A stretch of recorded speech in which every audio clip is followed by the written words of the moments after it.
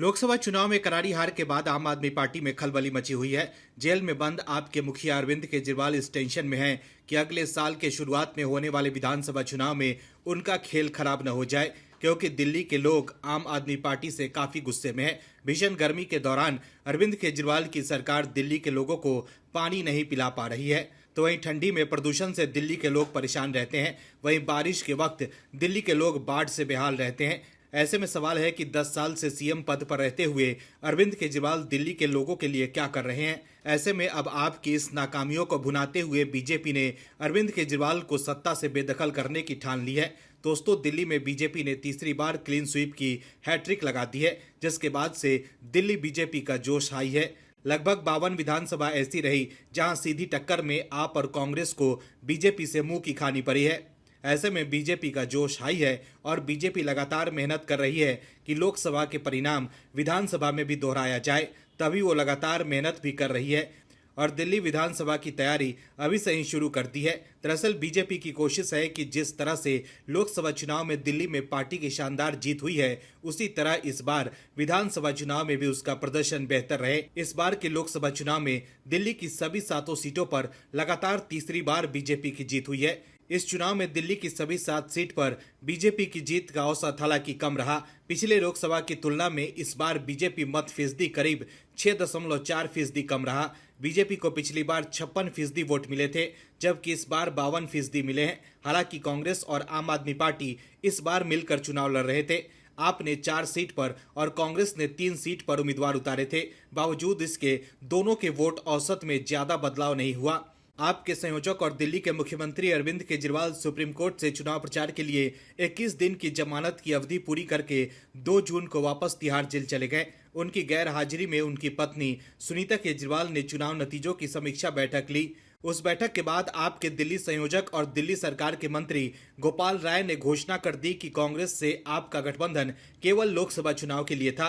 आप विधानसभा चुनाव अकेले लड़ेगी। उसके बाद दिल्ली कांग्रेस के नए अध्यक्ष देवेंद्र यादव ने भी इस बात को दोहराया, यानी दिल्ली का विधानसभा चुनाव तिकोना होना तय है। पिछले कई वर्षों से दिल्ली में लोकसभा, विधानसभा और नगर निगम चुनाव का जनादेश अलग अलग रहा है। लोकसभा चुनाव 2014 से लगातार बीजेपी जीतती रही है, तो 2015 और 2020 के विधानसभा चुनाव में आपको जीत हासिल हुई है। वहीं नगर निगम का चुनाव लगातार 3 बार बीजेपी ने जीता, मगर वर्ष 2022 में नगर निगम पर आपने कब्जा कर लिया। लोकसभा चुनाव पर गौर करें तो दिल्ली की कुल 70 सीटों में से 52 पर बीजेपी को बढ़त है। हालांकि बीजेपी के लिए बड़ी चुनौती सीएम अरविंद केजरीवाल के मुकाबले दिल्ली में नेता तैयार करने की है। दूसरी चिंता लोकसभा चुनाव में बीजेपी को नई दिल्ली, दिल्ली छावनी, रजौरी गार्डन, तिलक नगर आदि विधानसभा क्षेत्रों में बढ़त न मिलना है। ऐसे में बीजेपी के नेता अभी से ही विधानसभा चुनाव की तैयारियों में जुट गए हैं। बीजेपी को लग रहा है कि इस बार अरविंद केजरीवाल और आपके कई नेता भ्रष्टाचार के मामले में जेल में बंद हैं। इसके साथ ही भीषण गर्मी में दिल्ली के लोग बूंद बूंद पानी के लिए तरस रहे हैं। बीजेपी ये दिखाने की कोशिश कर रही है कि केजरीवाल सरकार जनता की समस्याओं को हल करने में नाकाम साबित हो रही है, लेकिन फिर भी अरविंद केजरीवाल जेल में रहते हुए भी सीएम पद पर बने हुए हैं। ऐसे में इस बार दिल्ली के लोग विधानसभा चुनाव में भी बीजेपी की ओर देख सकते हैं। आम आदमी पार्टी के लिए लगातार बुरी खबर आ रही है। अरविंद केजरीवाल और आपके नेताओं की आदत है कि वो हर बात को बढ़ा चढ़ा कर दिखाते हैं, लेकिन हर बार आपके नेताओं की दाल नहीं गलती है। और इस बार अरविंद केजरीवाल को ऐसा झटका लगा है कि उनके लिए जवाब देना मुश्किल हो गया है। ऐसा वीडियो लीक हुआ है जिससे अरविंद केजरीवाल की मुश्किलें बढ़ गई है। दर्शकों, कोर्ट से पहले आपके नेताओं को ही फटकार लगती थी, तो अब जेल में बंद कथित तौर पर भ्रष्टाचार के आरोपी अरविंद केजरीवाल की पत्नी सुनीता केजरीवाल को भी कोर्ट से फटकार लग रही है और जल्द ही उनकी मुसीबत भी बढ़ सकती है। और दिल्ली की जनता के जनमत की अवमानना करते करते उन्हें कोर्ट की अवमानना की भी आदत हो गई है, या यूं कह लीजिए कि कोर्ट के नियमों के उल्लंघन के चक्कर में उन्हें जेल जाना भी पड़ सकता है या कोर्ट से माफी भी मांगनी पड़ सकती है। दरअसल कथित शराब घोटाले मामले से जुड़े मनी लॉन्ड्रिंग केस में गिरफ्तार दिल्ली के मुख्यमंत्री अरविंद केजरीवाल की मुश्किलें बढ़ती जा रही है। अरविंद केजरीवाल के एक वीडियो को हाई कोर्ट ने डिलीट करने का आदेश दिया है। फेसबुक, एक्स, यूट्यूब सभी सोशल मीडिया प्लेटफॉर्म से इस वीडियो को तुरंत हटाने को कहा गया है। कोर्ट ने अरविंद केजरीवाल की पत्नी सुनीता केजरीवाल को भी अपने अकाउंट से वीडियो हटाने को कहा है। सुनीता केजरीवाल समेत 5 लोगों से जवाब भी तलब किया गया है। और यदि कोर्ट उनकी दलीलों से संतुष्ट नहीं हुआ तो आने वाले समय में उनकी मुश्किलें भी बढ़ सकती है। आखिर इस वीडियो में ऐसा क्या है और कोर्ट ने क्यों डिलीट करने का आदेश दिया है, आइए बताते हैं आपको। दरअसल जस्टिस नीना बंसल कृष्णा और जस्टिस अमित शर्मा की पीठ ने वीडियो कॉन्फ्रेंसिंग नियमों के उल्लंघन का आरोप लगाने वाली याचिका पर सुनीता केजरीवाल समेत 6 लोगों और सोशल मीडिया प्लेटफॉर्म मेटा और यूट्यूब को नोटिस जारी किया है। कोर्ट ने सोशल मीडिया प्लेटफॉर्म से कहा है कि यदि ऐसी ही सामग्री दोबारा पोस्ट की गई है तो वे उसे भी हटा दें। दरअसल वकील वैभव सिंह ने अपनी याचिका में दावा किया है कि कोर्ट के वीडियो कॉन्फ्रेंसिंग नियमों का उल्लंघन किया गया है। उनका आरोप है कि मुख्यमंत्री अरविंद केजरीवाल की पत्नी सुनीता केजरीवाल ने अवैध तरीके से कोर्ट की कार्रवाई को रिकॉर्ड किया और फिर सोशल मीडिया पर पोस्ट कर दिया, जो कि वीडियो कॉन्फ्रेंसिंग से संबंधित दिल्ली हाई कोर्ट के नियम 2021 के तहत प्रतिबंधित है।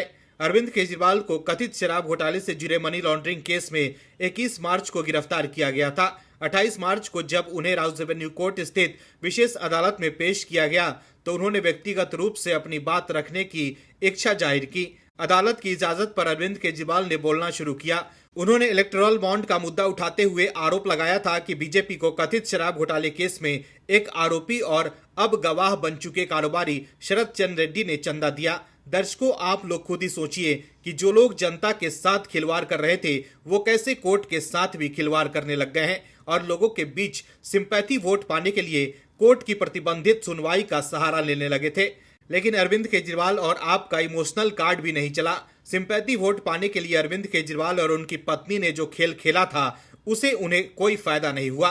दिल्ली के लोगों ने अरविंद केजरीवाल को वोट भी नहीं दिया, जबकि चुनाव के दौरान अरविंद केजरीवाल चीख चीख कर कह रहे थे कि अगर आप लोग इंडी गठबंधन को वोट देंगे तो मुझे जेल जाना नहीं पड़ेगा। लेकिन अरविंद केजरीवाल की दाल नहीं गली और दिल्ली के लोगों ने अपने वोट के जरिए अरविंद केजरीवाल को संदेश दे दिया है कि वो अभी फिलहाल जेल में ही रहें। लोकसभा चुनाव में बुरी तरह हारने के बाद आम आदमी पार्टी के नेता बैठक पर बैठक कर रहे हैं। आपके नेताओं को अब दिल्ली में हार का डर सताने लगा है। दिल्ली में जिस तरह के हालात हैं उससे आपके लिए इस बार लोगों के गुस्से का सामना करना पड़ सकता है। भीषण गर्मी में आपकी केजरीवाल सरकार दिल्ली के लोगों को पानी नहीं पिला पा रही है। अरविंद केजरीवाल दिल्ली को तो संभाल नहीं पा रहे हैं और उनकी पार्टी के नेता सपने देख रहे हैं कि अरविंद केजरीवाल प्रधानमंत्री बनेंगे। आपके नेता और दल इस लोकसभा चुनाव में ना 3 में है और ना ही 13 में, लेकिन फिर भी लगातार खुश हो रहे हैं कि भैया हमने तो जीत हासिल कर ली है नैतिक तौर पर। अब जो सुनेगा वो भी हंसेगा कि भाई साहब 22 में से आप 3 सीटें जीते, वो भी वहां जहां आपकी पूर्ण बहुमत की सरकार है, यानी कि पंजाब में। तमाम तरह की अनर्गल बातें आपके नेता चुनाव में भी करते रहे हैं और चुनाव के बाद भी। जो दल जेल में बंद यानी कि कथित भ्रष्टाचार के आरोपी अरविंद केजरीवाल को पीएम बनाने का ख्वाब देख रही थी, उसकी सीटें इतनी रह गई हैं कि वो बोलने लायक भी नहीं है। लेकिन फिर भी आपके नेता बीजेपी को नसीहत दे रहे हैं। जो लोग कथित तौर पर भ्रष्टाचारी हो गए हैं वो डीलर ना बनने की कस्में खा रहे हैं। लेकिन दिल को बहलाने के लिए लोकसभा चुनाव की समीक्षा चालू है। दरअसल हाल ही में संपन्न हुए लोकसभा चुनाव में आम आदमी पार्टी को उम्मीद से कम सीटें मिली है, लेकिन पार्टी के नेताओं का कहना है कि इससे निचले सदन में बीजेपी की सीटों की संख्या कम हुई है। चुनाव परिणामों का विश्लेषण करने और आपकी भविष्य की रणनीति बनाने के लिए आयोजित एक बैठक में आम आदमी पार्टी के नेताओं ने ये आकलन किया।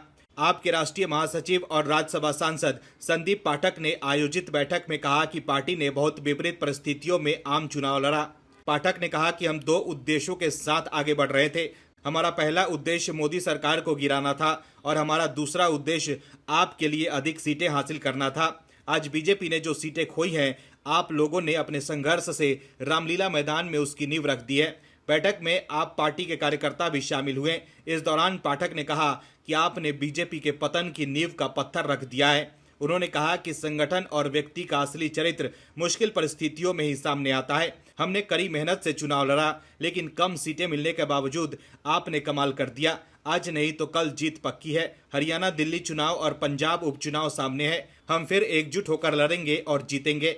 पार्टी का यह भी कहना है कि जिस दिन अरविंद केजरीवाल देश के प्रधानमंत्री पद के उम्मीदवार के तौर पर चुनावी मैदान में उतरेंगे, आम आदमी पार्टी दिल्ली में सभी 7 लोकसभा सीटें जीत जाएगी। वहीं आपके नेता और राज्यसभा सांसद संजय सिंह ने कहा कि पूरी व्यवस्था बीजेपी के पक्ष में होने के बावजूद पार्टी लोकसभा में अपने दम पर बहुमत हासिल नहीं कर पाई। अब पार्टी के लिए सबसे मुश्किल समय है। आज हमारे पार्टी प्रमुख अरविंद केजरीवाल, पूर्व शिक्षा मंत्री मनीष सिसोदिया और पूर्व स्वास्थ्य मंत्री सत्येंद्र जैन जेल में है। मुझे भी 6 महीने जेल में रखा गया। यहाँ तो एक सांसद वाले भी मंत्री बन गए हैं। हमारे पास 13 सांसद हैं। अगर हमें डील करना होता तो हम कर लेते। उन्होंने आगे कहा कि लेकिन आप एक आंदोलन की कोख से निकली है। हम राजनीति में डीलर नहीं, नेता बनने आए हैं। हम लोगों के लिए काम करने आए हैं। हम उनसे तब तक लड़ेंगे जब तक हम उन्हें हरा नहीं देते। प्रधानमंत्री ने अहंकार में 400 पार का नारा दिया, लेकिन सिर्फ 240 सीटें आई, जबकि पूरा मीडिया, चुनाव आयोग, पुलिस, सीबीआई, ईडी और आयकर विभाग समेत पूरा सिस्टम मोदी जी के साथ था। इसके बावजूद जनता ने पूर्ण बहुमत नहीं दिया। बता दें कि 2024 के लोकसभा चुनाव में आप दिल्ली में एक भी सीट नहीं जीत पाई और पंजाब में, जहां वो सत्ता में है, पार्टी ने 13 में से 3 सीटें ही जीती है। इसके अलावा आम आदमी पार्टी बाकी सभी सीटें हार गई हैं। लेकिन आपके नेता ये सोचकर खुश हो रहे हैं कि बीजेपी की सीटें कम हुई है, लेकिन आम आदमी पार्टी का मकसद पीएम मोदी और बीजेपी को सत्ता से बाहर करना था, वो तो वो कर नहीं पाए। उल्टा अब दिल्ली के विधानसभा चुनाव में भी पार्टी को हार का डर सताने लगा है। दर्शकों, कांग्रेस पर गालिब का ये शेर एकदम सटीक बैठता है कि दिल को बहलाने के लिए गालिब ख्याल अच्छा है। जनता के जनमत से साफ है कि अभी भी लोगों को ब्रांड पीएम मोदी पर पूरा भरोसा है, लेकिन विपक्ष और खास तौर पर कांग्रेस ये बात पचा ही नहीं पा रही है कि जीत उनके हाथ न लग पाई, और बेचैनी भी इसीलिए है कि वो चाह कर भी सरकार नहीं बना सकते। तो भैया किया क्या जाए? तो किया ये जाए कि बस ऊल जुलूल बयान देकर खबरों में बना रहा जाए। और क्या किया जाए, यही कर भी रही है कांग्रेस। और अब इस काम में कांग्रेस नेता मल्लिकार्जुन खड़गे भी लग गए हैं और ऐसी बयानबाजी कर रहे हैं मानो लग रहा है कि खिसियानी बिल्ली खंभा नोचे। कांग्रेस के राष्ट्रीय अध्यक्ष मल्लिकार्जुन खड़गे ने प्रधानमंत्री नरेंद्र मोदी पर निशाना साधा। उन्होंने दावा किया कि भारतीय जनता पार्टी के नेतृत्व वाली एनडीए की सरकार कभी भी गिर सकती है, क्योंकि पीएम के पास जनादेश नहीं है। उन्होंने मीडिया को संबोधित करते हुए कहा कि एनडीए सरकार गलती से बनी है। पीएम मोदी के पास जनादेश नहीं है। ये अल्पमत की सरकार है। ये सरकार कभी भी गिर सकती है। हम चाहेंगे कि ये चलती रहे। ये देश के लिए अच्छा है।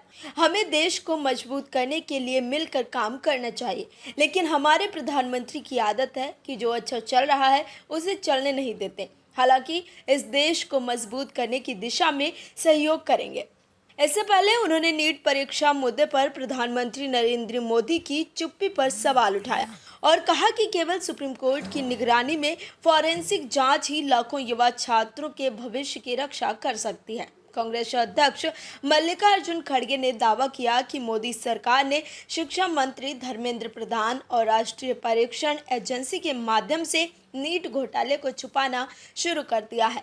उन्होंने एक्स पर अपनी एक पोस्ट में कहा कि अगर नीट में पेपर लीक नहीं हुआ था तो पेपर लीक के कारण बिहार में 13 आरोपियों को क्यों गिरफ्तार किया गया? क्या पटना पुलिस ने इकोनॉमिक ऑफेंस यूनिट ने शिक्षा माफिया और रैकेट में शामिल संगठित गिरोहों को पेपर के बदले 30 लाख रुपए से 50 लाख रुपए के भुगतान का पर्दाफाश नहीं किया?